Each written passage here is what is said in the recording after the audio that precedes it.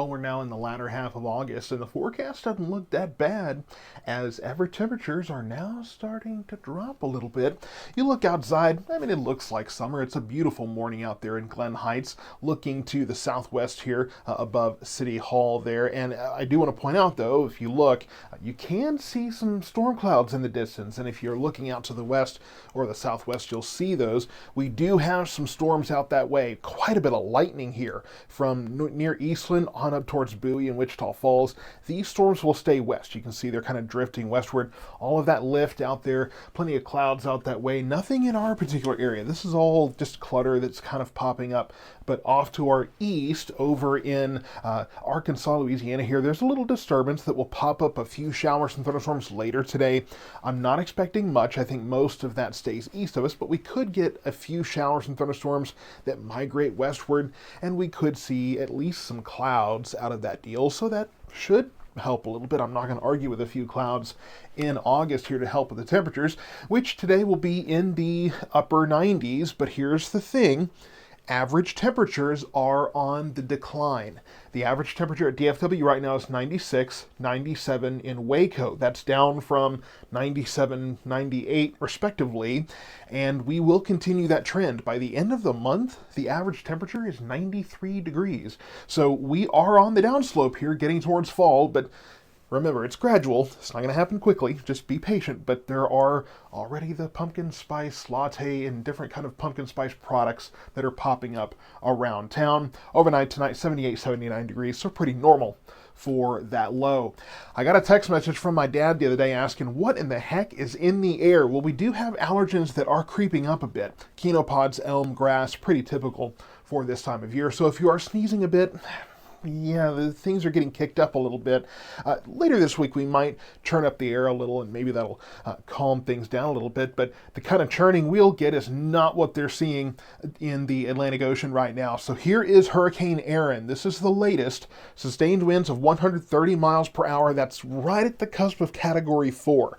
Right now, the forecast is that she will stay Category 4 strength before she continues to bank northeastward and then eventually weaken. So we will see a weakening trend there. She's just north of Port-au-Prince in Haiti here. You can see that these islands are all going to be getting some of the effects from that storm.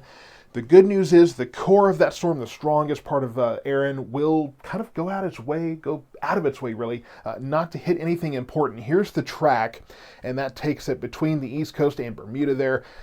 Both North Carolina, Virginia, the East Coast, and Bermuda will probably see at least some effects, especially Bermuda here. When you're on the eastern side of a storm, that's where you get your heaviest impacts, but it will weaken as it gets into cooler waters and bank off towards Europe, presumably, out in the Atlantic Basin. But we do already have our next system in line. This happens in hurricane season. You get rid of one, you've got another one already coming. 50% chance of development in the next 7 days. That's up from about 20 or 30 yesterday. So right now, the track looks pretty familiar there. We'll see what this does. Still plenty of time for that to adjust and change, and we'll see what this thing does, but nothing significant with that yet.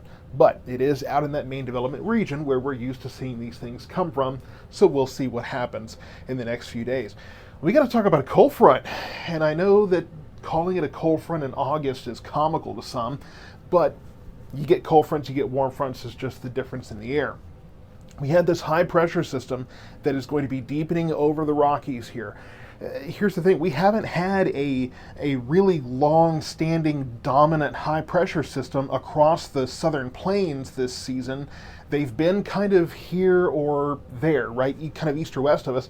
In this case, it's going to be west of us. That puts us under northerly flow.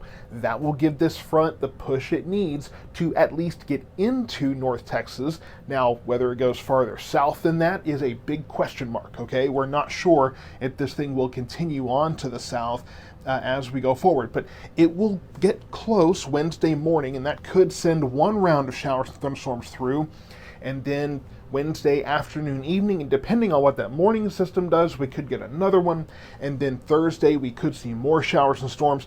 But the thing is, there are so many questions involved. Number one, what do the storms look like when they get here Wednesday morning? Are they pretty intense to where they stabilize the air and prevent anything Wednesday afternoon? Are they weak and give us a better chance Wednesday afternoon?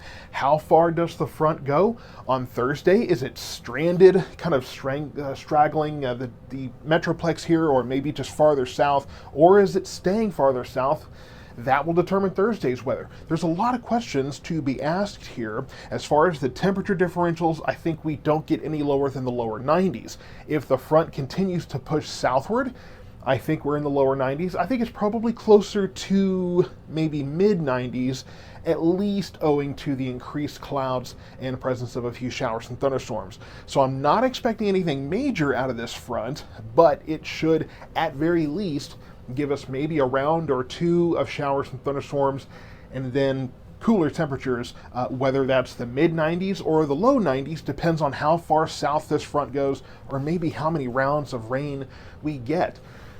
The only thing I can guarantee you is it does look pretty likely that we will at least be cooler in terms of our temperatures and have at least one or two chances of rain as we get into the middle of the week. So what does that look like? Today, 20% chance of showers and thunderstorms, most of those east of us. Tomorrow going to be pretty similar, maybe farther southeast, more sea breeze rain. Wednesday, Thursday, here's that critical point. I have temperatures right around 94 degrees. Again, this is kind of a compromise between maybe a little bit warmer because we don't get as much of that cool air, maybe cooler if that front goes farther south. Either way, I think the front will probably be stalled somewhere nearby on Thursday, so morning showers and thunderstorms possible Wednesday. Afternoon, evening storms depend on what the morning system does, and then Thursday really depends on where the system is. I think a 40% chance either way is pretty reasonable here. So 40% chance of storms either day. Friday, we could have a few storms lingering here depending on how things are setting. And then I think by the weekend, we're drying out and warming up. Now, there's already talk of another cold front next week. I'm going to worry about getting this one figured out first. We'll see what this one does, but you notice average temperatures are dropping.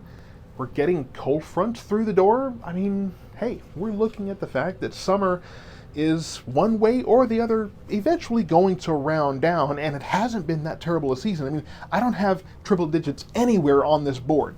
Just take a look at that. That is fantastic that there's no triples here, and we have now these intrusions of colder air because that high pressure dome is not dominant over us. So low chances of rain Monday, Tuesday, better chances Wednesday, Thursday. If you have plans Wednesday and Thursday, make sure you're following us closely. We'll continue to kind of watch and see what's going to happen. But like I said, Wednesday afternoon depends on Wednesday morning. Thursday afternoon depends on what the front does. Still a lot of questions there. This is one reason why these cold fronts in summer are really hard to call.